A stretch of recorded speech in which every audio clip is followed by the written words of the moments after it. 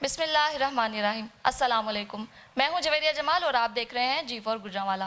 नाज़रीन, आज 8 मार्च है, ख़वातीन के हकूक़ की बात करने का दिन। लेकिन पाकिस्तान में 8 मार्च के हवाले से बहुत सारी कॉन्स्पिरेसीज़ हैं और बहुत सारे एजेंडाज़ इसके साथ अटैच हो चुके हैं, यानी कि एक लंबी बहस शुरू हो जाती है। लेकिन हमने सोचा कि क्यों ना इस सोसाइटी का जो हिस्सा है ख़वातीन, उनसे बात की जाए।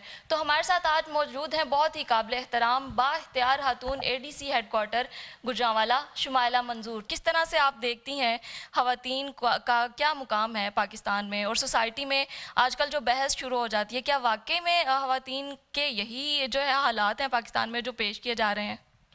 Thank you for giving me the honour.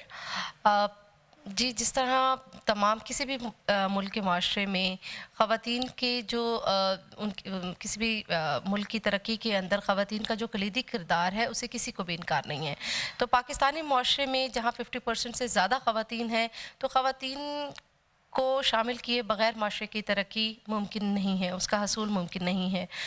तो हम आज का दिन जो मना रहे हैं, हम उन ख़वातीन को, उन तमाम ख़वातीन को ख़राज तहसीन एक्चुअली में पेश करती हैं जो किसी न किसी कैपेसिटी के अंदर, मैं यहाँ मौजूद हूँ आज ऑफ़िस के अंदर, तो घरों के अंदर भी जो ख़वातीन मौजूद हैं वो भी अपने माशरे की तरक्की में जो अपना रोल प्ले कर रही हैं, हम उनको भी ख़राज तहसीन हमें पेश करना चाहिए। तो ख़वातीन को सबसे पहले जो मैं समझती हूँ कि उसको एजुकेट होना ज़रूरी है अपने राइट्स के हवाले से। और अगर किसी मुल्क की तरक्की में किसी जो हम पॉजिटिव वे या पॉजिटिव रोल अदा कर सकती हैं, वो उसी सूरत में कर सकती हैं जब वो ख़ुद एजुकेट होंगी, उससे पूरी फैमिली एजुकेट होगी और उससे फिर माशरा तरक्की करेगा।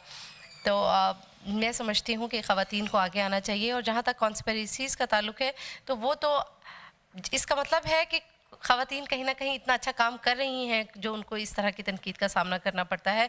तो मैं चाहूँगी कि ख़वातीन इन सब जो कॉन्स्पिरेसीज़ को, इन सब थ्योरीज़ को पसे पुश डाल के जो वो काम और विमेन एम्पावरमेंट के तहत जो रोल प्ले कर रही हैं माशरे की तरक्की के अंदर, वो करते रहना चाहिए।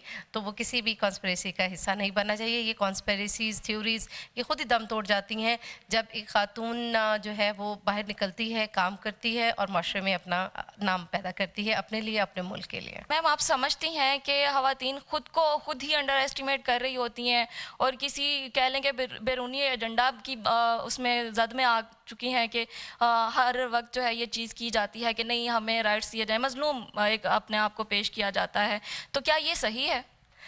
जी बिल्कुल। बैरूनी ताकतें इसी तरह असरअंदाज़ होती हैं, वो किसी भी मुल्क का जो भी वीक पॉइंट या उसको पोर्ट्रे करने की कोशिश करती हैं। लेकिन आपने देखा होगा कि पाकिस्तान के अंदर आप किसी भी शहर में चले जाएँ, वहाँ आपको ख़वातीन काम करती हुई नज़र आती है। आप गाँव में चले जाएँ, आप शहर में चले जाएँ, आप होम बेस्ड वर्कर्स हमारे काम कर रही हैं। ऑफ़िसेज़ के अंदर अब आप देखते हैं एक अच्छी तादाद जो है वो ख़वातीन की मौजूद है। तो ये कहना कि हमारे पास पाकिस्तान के अंदर वो साज़गार माहौल नहीं है काम करने का, तो ये एक बेजा बात होगी। अगर कोई इंडिविजुअल कोई भी चीज़ सामने आती है तो हमें उसको उसी तरीके से लेना चाहिए, ना ही उसको कलेक्टिव वे में लेना चाहिए। और इससे जो काम कर रही हैं कलेक्टिव वे में जो ख़वातीन, तो उनकी भी हौसला शिकनी होती है। तो ऐसी चीज़ों, ऐसी कॉन्स्पिरेसीज़ को हमें पसे पुश डालना चाहिए और सिर्फ़ हमें अपनी अपनी बेहतरी के लिए और मुल्क की तरक्की के लिए सोचना और काम करना चाहिए। अच्छा मैम, मैं आपसे ये जानना चाहूँगी कि वो कौन सी ख़वातीन हैं जो वाकई में विक्टिम हैं या वाकई में जिनके लिए आवाज़ उठाई जाए, और क्या तरीका होना चाहिए, किस तरह से हम उनकी आवाज़ बने जो वाकई में इस चीज़ की हकदार हैं कि उनके राइट्स उन तक पहुँचाए जाएँ? जी, मुख्तलिफ़ फ़ोरम पे मुख्तलिफ़ प्रोग्राम्स हैं जिसमें ख़वातीन को अगर कोई वर्क प्लेस पे के अंदर अगर उनको किसी भी मुश्किल का, प्रॉब्लम का सामना है, कोई हैरेसमेंट का सामना है, तो उसके लिए भी फ़ोरम मौजूद हैं। और आपको पता है कि ख़ातून मुहतसिब का इदारा काम कर रहा है इसके अंदर, और तमाम दफ़ातर के अंदर हैरेसमेंट कमेटीज़ हैं जिसमें अगर किसी ख़ातून को कोई इंडिविजुअल मसला درپیش ہو تو وہ اس فورم پہ لے جا سکتی ہیں اور داد رسی حاصل کر سکتی ہیں، جس سے ہمارے جو آفیسز کا ماحول ہے وہ کافی حد تک بہتر ہو گیا ہے۔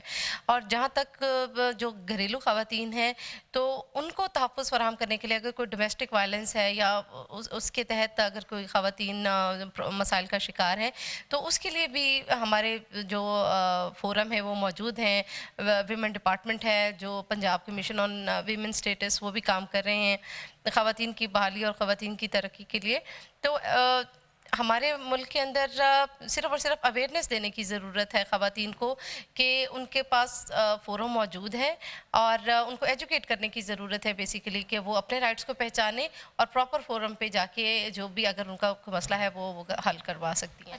جی میڈم، میں یہ جاننا چاہوں گی کہ آپ نے ایجوکیشن کی بات کی کہ خواتین کو ایجوکیٹ کرنے کی ضرورت ہے، ان کو اویئر کرنے کی ضرورت ہے، لیکن کیا آپ کو نہیں لگتا کہ اسی طرح سے مرد حضرات کو بھی ایجوکیٹ کرنے کی ضرورت ہے کہ خواتین کے کیا رائٹس ہیں؟ مرد حضرات کو بھی اسی طرح سے ایجوکیٹ کرنے کی ضرورت ہے کہ ایک امپاورڈ ویمن کے ساتھ انہوں نے کس طرح کوپ اپ کرنا ہے۔